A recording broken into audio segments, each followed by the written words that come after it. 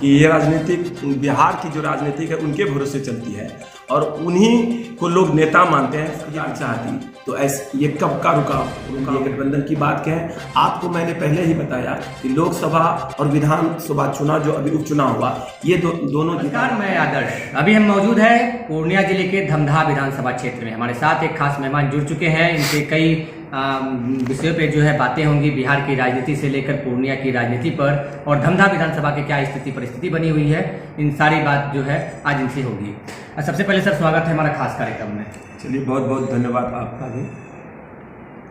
हमारा सर पहला सवाल है, आप जनसुराज से जुड़े हुए हैं, पहले भी आपने कई दल से जुड़कर समाज सेवा के क्षेत्र में आपने काम किया है, पर आज जनसुराज से जुड़े हैं, कैसा महसूस हो रहा है और क्या उद्देश्य है आपका? देखिए, जनसुराज का मुख्य उद्देश्य है बिहार में एक बेहतर और समृद्ध समाज का निर्माण करना। इसका मुख्य लक्ष्य है कि समाज के योग्य और अच्छे लोग राजनीतिक में आकर बिहार को प्रगति की ओर अग्रसर करें जी। और आदरणीय प्रशांत किशोर जी का मानना है कि अगर नए लोग इससे जुड़ेंगे तो एक बेहतर समाज का निर्माण हो सकता है, बेहतर बिहार। प्रशांत किशोर की जनसुराज ही क्यों? देश की बात करें तो लगभग 4000 से भी ज़्यादा पार्टियां हैं और बिहार में भी कई पार्टियां हैं जो कि सत्ता में भी है, कुछ विपक्ष में है और कई ऐसी पार्टी भी है जो कि उभर कर धीरे धीरे सामने आ रही है। देखिए, आप तो अभी जो पूर्णिया में लोकसभा का चुनाव हुआ, रुपौली में उपचुनाव होगी, तो आप शायद समझ ही गए होंगे कि यहाँ के लोगों को दोनों इंडिया हो या एनडीए हो, दोनों दल से विश्वास उठ चुका है, इसलिए लोग निर्दलीय की ओर जा रहे हैं।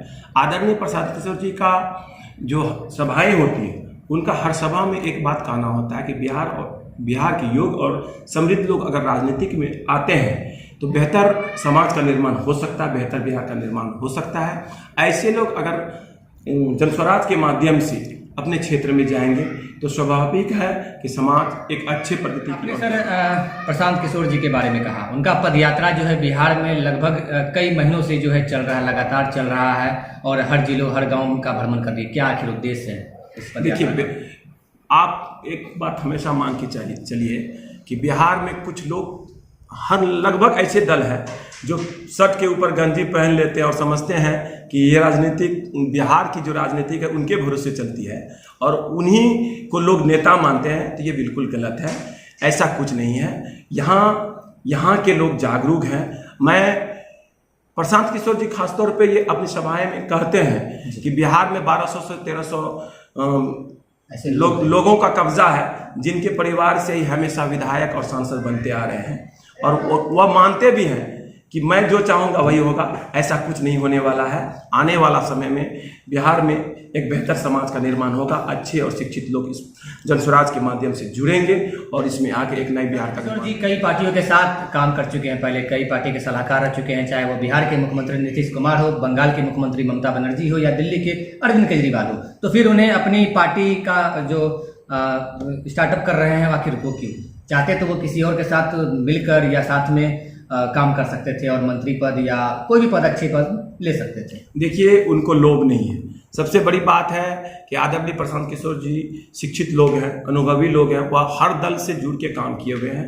मेरा मानना है कि आदरणीय प्रशांत किशोर जी जो पहल कर रहे हैं, जो बिहार के हित में सोच रहे हैं, आपको मानना होगा कि आज की युवाएं अगर इस अभियान के माध्यम से अपने आप को नहीं संभाले तो एक समय ऐसा आएगा कि हमारे बच्चे को भी दूसरे राज्यों में जाकर नौकरी की भीख मांगनी होगी। ऐसा नहीं हो, इसलिए प्रशांत किशोर जी बिहार के लोगों को जाकर। आपने नौकरी की बात की, बिहार में बदहाली और सबसे ज़्यादा पलायन जो है सबसे बड़ी समस्या है, जो बिहार के लोग आज बाहर जाकर या विदेश कहा जाए या दिल्ली, पंजाब, हरियाणा कई जगह पर जाकर जो है लगातार काम कर रहे हैं, उनके बारे में क्या कुछ कहेंगे? आप देख ही रहे देश की बिहार के जो लोग आज मजदूरी जहां भी जाके कर, उनका क्या मान सम्मान है। कहीं भी चले जाइए, बिहारी का कहीं सम्मान नहीं होता। बिहारी को ऐसे गाली से प्रयोग किया जाता है ताकि लगता है कि बिहार में कुछ है ही नहीं। ये भी हकीकत है कि बिहार में ऐसी सरकार आई जो आज तक बिहार के बारे में, बिहार के लोगों के बारे में कभी कुछ सोचा ही नहीं।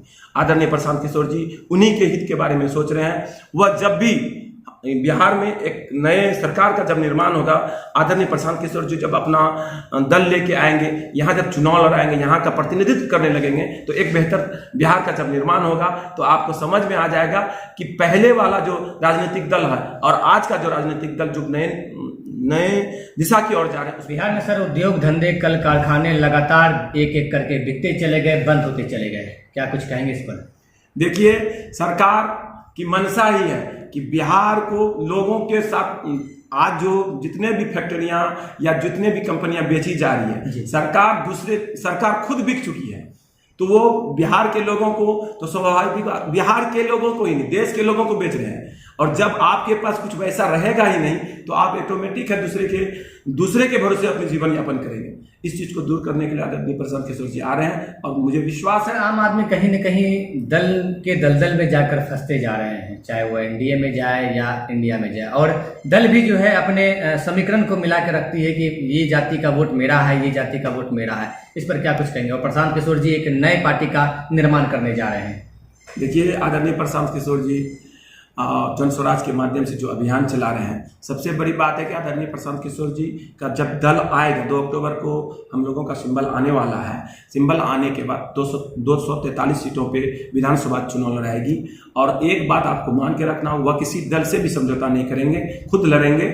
और रही बात जी का ये मानना है कि हम जो चुनाव लड़ेंगे ना तो जाति मजहब से दूर हटके लड़ेंगे और समाज के ऐसे व्यक्ति को टिकट देंगे जिसके ऊपर किसी तरह का कोई दाग धब्बा ना हो।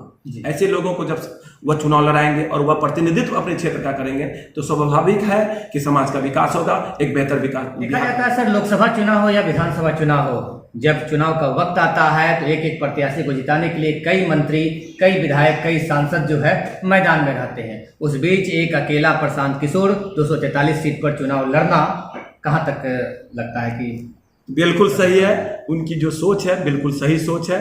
और मैं बता रहा हूं कि यहाँ के लोग जान चुके हैं, बिहार के सभी लोग जान चुके हैं कि आदरणीय प्रशांत किशोर जी शिक्षित और अनुभवी लोग हैं। वह अकेले चुनाव लड़कर बिहार को बेहतर की ओर ले जाने में महिलाओं और युवाओं के लिए जनसुराज जो है कितनी भागीदारी दे रही है, उन लोगों को कितना उन लोग को मिलेगा? देखिए, प्रशांत किशोर जी जितनी भी सभाएं करते हैं वह हमेशा बोला करते हैं कि महिलाओं की जो बातें हैं, महिलाओं का जो अपनी बात रखने का जो एक सिलसिला चलेगा वह उनकी प्रमुखता है। और महिलाओं को लगभग 40 सीटों पे चुनाव बिहार के हर सरकारी दफ्तरों पर भ्रष्टाचार जो है लगातार बढ़ते जा रहा है, बिना पैसा का कोई काम नहीं होता। इस पर क्या कुछ कहेंगे और कौन जिम्मेदार है?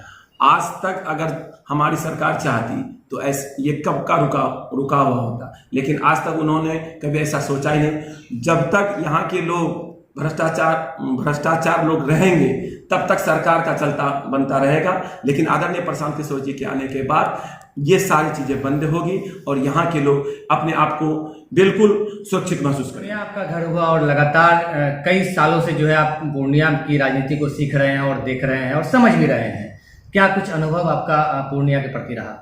देखिए, पूर्णिया मेरा घर है। यहाँ के लोग सरकार से उब चुकी है, चाहे वह इंडिया गठबंधन की बात कहें, एनडीए गठबंधन की बात कहें। आपको मैंने पहले ही बताया कि लोकसभा और विधानसभा चुनाव जो अभी उपचुनाव हुआ, ये दोनों जीता जागता नमूना है कि यहाँ के लोगों को दोनों दल में से किसी भी दल पे विश्वास रहा नहीं, इसलिए तीसरे मोर्चे की ओर यहाँ के लोग जाना चाह रहे हैं। और निर्दलीय चुनाव किसी को जिता देना लोकसभा और विधानसभा में, आप समझ पा रहे हैं कि आदरणीय प्रशांत किशोर जी अगर आते हैं और यहाँ के लोग जिस हिसाब से जुड़ रहे हैं तो मैं मानता हूं कि एक समय ऐसा आएगा कि आदरणीय प्रशांत किशोर जी बिहार के 243 सीटों पर चुनाव जीतेंगे।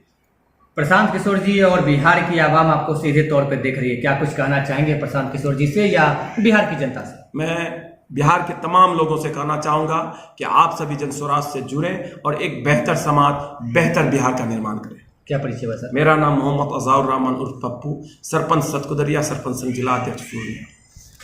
तो अभी आपने सुना अज़ाउर रहमान जी को उर्फ पप्पू भाई को, जिन्होंने बताया कि पूर्णिया से लेकर पूरे बिहार की राजनीति पर कई बातें बताई। बिहार में रोजगार की कमी है और लोग पलायन आखिर क्यों कर रहे हैं। इसके साथ साथ आज पक्ष और विपक्ष दोनों से लोग जो है काफ़ी उब चुके हैं, जिसकी वजह से निर्दलीय प्रत्याशियों को चुन रहे हैं। हमारे साथ बने रहे, तब तक के लिए